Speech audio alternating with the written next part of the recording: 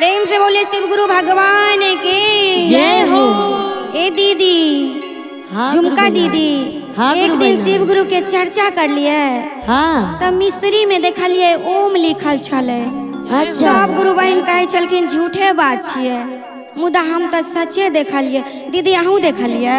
हाँ गुरु बहना, हम तो मिस्री में पूरा पूरा उनकर दर्शन के लिए। अहूँ सबके कहब दीदी, जो अहाँ सब देखने हेबे तो कमेंट में जरूर बताओ, फटाफट कंपनी के माध्यम से। आओ, मिस्री में देखलो चमत्कार यो शिव गुरु, मिस्री में देखलो चमत्कार, मिस्री में देखलो चमत्कार यो शिव गुरु, मिस्री में देखलो चमत्कार। पड़ल छै ओम आकार यो शिव गुरु, मिस्री में देखलो चमत्कार। पड़ल छै ओम आकार यो शिव गुरु, मिस्री में देखलो चमत्कार। दया या अहाँ के अपार यो शिव गुरु, मिस्री में देखलो चमत्कार।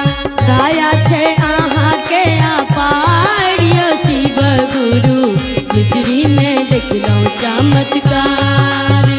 जे कियो चर्चा केलन श्रद्धा सँ शिव गुरु के, जे कियो चर्चा केलन श्रद्धा सँ शिव गुरु के, जे कियो चर्चा केलन श्रद्धा सँ शिव गुरु के, जे कियो चर्चा केलन श्रद्धा सँ शिव गुरु के, खोलै छथि दया के भंडार शिव गुरु, चीनी में देखलो चमत्कार।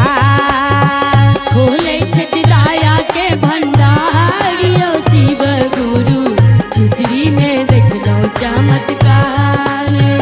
अंधा के नैना देलन कोढ़िया के काया, अंधा के नैना देलन कोढ़िया के काया, अंधा के नैना देलन कोढ़िया के काया।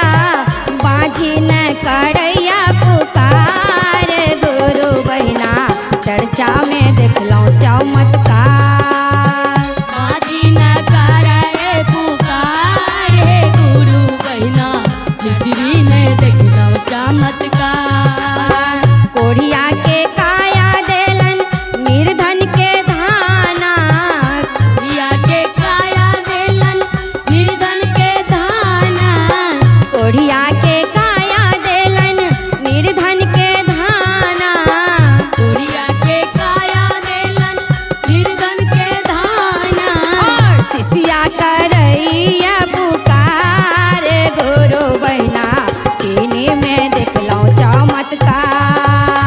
शिष्या करैया पुकार गुरु बहिना, चीनी में देखलो चमत्कार। महिमा शिव के अपार गुरु बहिना, चीनी में देखलो चमत्कार। महिमा छै शिव गुरु के अपार गुरु बहिना, चीनी में देखलो चमत्कार। प्रेम से बोलिए शिव गुरु भगवान की जय हो।